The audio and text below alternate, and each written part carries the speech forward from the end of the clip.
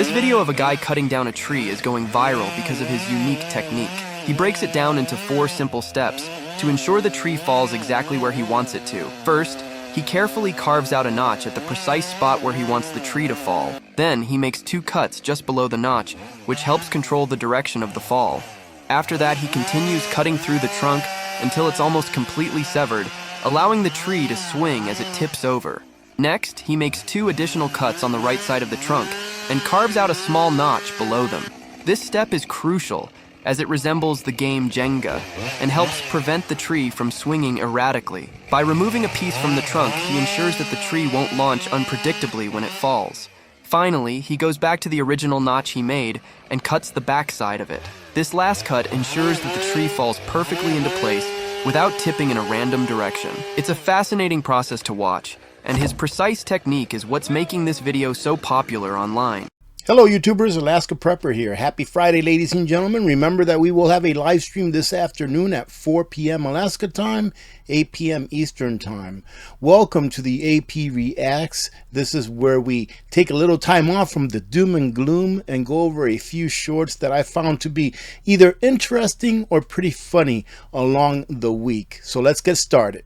Just by adding oil to coffee, you can create a natural insecticide effective against all kinds of flying insects, including cockroaches. If mosquitoes are a problem for your friends too, why not share this video with them? Start by mixing 250 milliliters of water with 2 spoons of ground coffee, or coffee grounds for the same excellent result, in a container. Stir well before transferring the mixture into a glass container. Then, add some cooking oil to the surface of the coffee mixture. Used oil works just as well, so there's no need to go for new oil specifically. It's recommended to let the mix sit for about 5 minutes before adding the oil. Next, take an aluminum bottle cap, like one from an olive oil bottle, and punch a hole in the center for a string to pass through.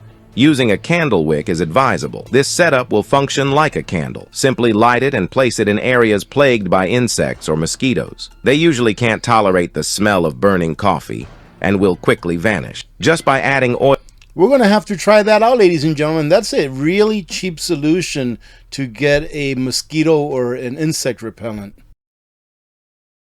8 billion people are being controlled by 100 families. Who are these families? These are the elite oligarchs that control the planet. They literally run us. They tell us what to do, hear, see, smell, taste, touch, feel, where we can go, where we can't go. They're running us. The governments are put in place to work for the people, but they got it flipped and they got us working for them. Right. And telling us what they're going to do to us if we don't listen to them. That's the opposite of what it's supposed to be. The reason why the world it is today, why we have this boot on our neck, it's because of us. We're the problem. They're sharks. A shark smells blood, a shark attacks. Right. A shark is going to be a shark. How come we as 8 billion people haven't stopped falling for these divide and conquer tactics and stopped fighting each other over the scraps and realize who the real enemy is? While we're fighting each other, they're just cutting up the pie and laughing at us.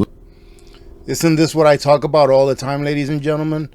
That they've done such a great job at dividing us that there's no way that we can now come together and acknowledge who the real enemy is. I'm sorry that I stopped it, but here. Left wing, right wing, all the same bird. There's no such thing as a Democrat or Republican. The only thing that does exist, like I say, is a group of elite oligarchs that torture men, women, and children worldwide. That exists. Democrat and Republican doesn't exist. 8 billion.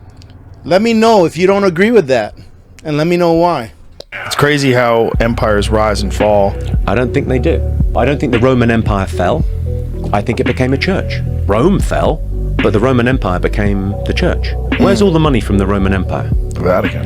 In the basement of the Vatican is where it is. Roman Empire became a church. British Empire became a bank. Ooh. So we gave our empire back. We said, oh yeah, sorry about that. You can have that back. We gave, Saudi Arabia back and all these other places that we'd sort of we'd taken the resources, and then they had their own money. And then we went, oh well, what are you doing with that money? Because we've got this thing called the City of London. I tell you what, it's your money, but we're going to hold it. We'll have it over here. Is that okay? Yeah, fine, great. It's crazy how empires. Amazing, huh, ladies and gentlemen? When you just look at things outside the box, what you can come up with. I'd have never thought of that, but it makes a lot of sense what he's saying. It is my opinion that you do not really understand the concept of banking. All the banks are broke Bank Santander, Deutsche Bank, Royal Bank of Scotland, they're all broke. And why are they broke? It isn't an act of God. It isn't some sort of tsunami. They're broke because we have a system called fractional reserve banking, which means that banks can lend money that they don't actually have. It's a criminal scandal, and it's been going on for too long. And most of the problem starts in politics and central banks, which are part of the same political system. We have counterfeiting, sometimes called quantitative easing, but counterfeiting by any other name. The artificial printing of money, which if any ordinary person did, they'd go to prison for a very long time. And yet governments and central banks do it all the time. Central banks repress the amount of interest that rates are, so we don't have the real cost of money. And yet we blame the real... Tom McDonald needs to do a rap about this so that kids can listen to it and understand why it is they can't afford to buy a house or a car at that. Retail banks for manipulating LIBOR. The sheer effrontery of this is quite astonishing. It's central banks that manipulate interest rates, Commissioner. And plus, underneath all this, we talk loosely, in a rather cavalier fashion, do we not, about deposit guarantees. So when banks go broke through their own incompetence and chicanery, the taxpayer picks up the tab. It's theft from the taxpayer. Amazing. It is my opinion that you do not really understand the concept of banking. All the banks are broke. Bank Santander, Deutsche Bank, Royal Bank of Scotland, they're all broke. And why are they broke? It isn't an act of God. It isn't some sort of tsunami. They're broke because we have a system called fractional reserve banking, which means that banks can lend money that they don't actually have. It's a criminal scandal, and it's been going on for too long. And most of the problem starts in politics and central banks, which are part of the same political system. We have counterfeiting, sometimes called quantitative easing, but counterfeiting by any other name. The artificial printing of money, which if any ordinary person did, they'd go to prison for a very long time. And yet governments and central banks do it all the time. Central banks repress the amount of interest that rates are, so we don't have the real cost of money. And yet we blame the real retail banks for manipulating LIBOR. The sheer... I was so into what he was saying that I didn't even realize that it has started over again and it's almost done. And that, ladies and gentlemen, is why governments hate gold, silver. They hate Bitcoin. Some people may not like Bitcoin, but if enough people want to use it, why can't they use it? Why can the people not choose what type of money to use? As long as someone else is willing to accept it, why can you not use it? You know why? Because the old dollar is what keeps the government in power. And whatever fiat currency it is that's being used in your nation, that is what keeps your government in power.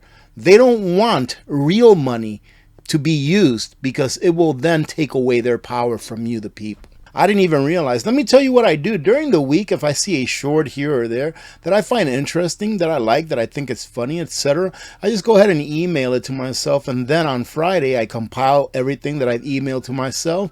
And then I go over it and I react to it with you all. So that's how I come and get these, except for the last video. This is the last one here we're going to listen to. And then we're going to go down. And if it's family friendly, we'll listen to that one without me knowing what it is. So let's listen to this one too.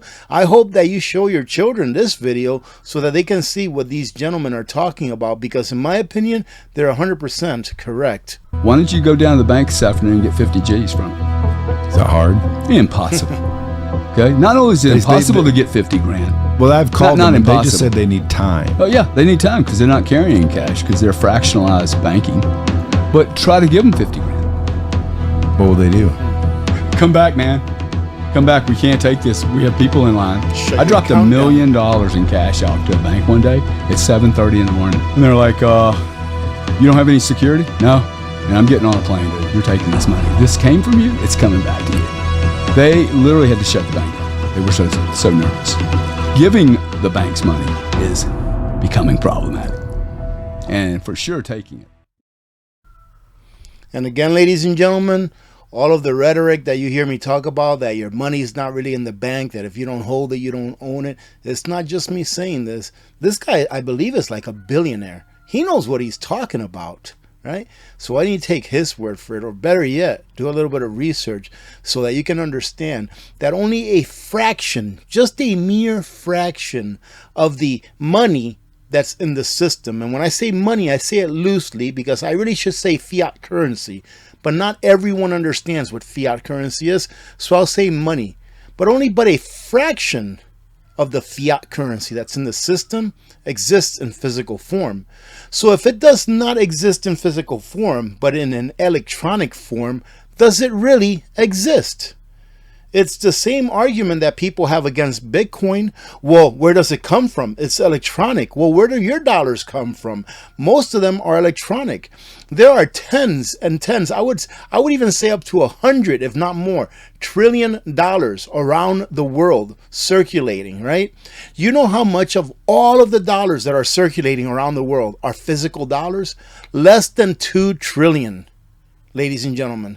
So when you ask, out of the 18 or 17 trillion dollars that are in deposit in banks within the United States of America, only about 800 or 900 billion dollars exist in physical form here in the US. The rest is outside of the US. So when you say that, well, Bitcoin doesn't exist because it's electronic, and I'm not here advocating Bitcoin, I'm just using it as an example. But then you say, okay, I'm very happy to take the dollar. Your dollars don't exist either. Go check it out. I believe there's like between 17 and 19 trillion dollars on deposit here in the United States banks, in about 4,500 banks and credit unions. And of that, only about 900 billion, or less than 1 trillion, are in physical form. So when the lights do go out and we have that huge cyber attack, how are you going to be able to interact within the economy if there is no money to interact with? Because most of it is in digital form. I got on a soapbox there momentarily, but let's go and see what our last video is. Hopefully it's a family-friendly one, and hopefully it's a funny one. I'm telling you, he's not going to pay you. Oh, yes, he is. Do you ever wonder what a Gen X thinks? Welcome to Gen X. I like You these. remember we made a bet 2 weeks ago that if I quit vaping, you'd give me $100? Yep. Well, tomorrow marks the 2-week mark, so get off your wallet. You cheated. You used those nicotine sticks. I was paying you for the struggle. I was going to reward you for your effort. You used those nicotine sticks. You cheated. Well, there's Zippix, and I don't understand how I cheated. Look, if you're going to stand outside, you're going to get a 10. You read a book, you're going to get smarter. Use those Zippix sticks, you're going to quit smoking. You're not even trying. Well, you never said I couldn't use a tool. It's not a tool. That's almost like giving you a free pass. I was paying you to encourage you through your struggle. You going to tell me you struggled with this? Nice well, try. no vapor went into my lungs. I don't care. That wasn't the bet. I'm not paying you. Get out of here. Oh my gosh. Get out of here. My sister just went back in there, and you gotta be kidding me. Oh, wait a minute. She talked him into giving her money. You caved it dead. Don't start with me. Look, when you have a daughter, you'll understand one day. You always play nicer than me, man. Come on. Go. I'm telling you. He actually caved in, ladies and gentlemen. He says, well, you have a daughter, you'll understand. Man, that is... I almost feel sorry for the kid, because he's pretty much telling him, hey, she's going to be able to get away with whatever she wants, but not you, buddy. All right, ladies and gentlemen, that's going to be it for this week's AP Reacts. I hope that was worth your time. I always have a lot of fun doing these videos and sharing them with you. Again, we'll see you later on this afternoon at 4 p.m. Alaska time, 8 p.m. Eastern time for our Friday live stream. And I'm going to try my best to have a news video out for you for this Sunday. Got something planned for this Sunday, but I'm going to try my best to have it done and have it up for you all by this Sunday where I can just release it. Other than that, we'll see you later on. Have a great rest of your day. God bless every one of you. God bless America. I'm Alaska Prepper. I'm out.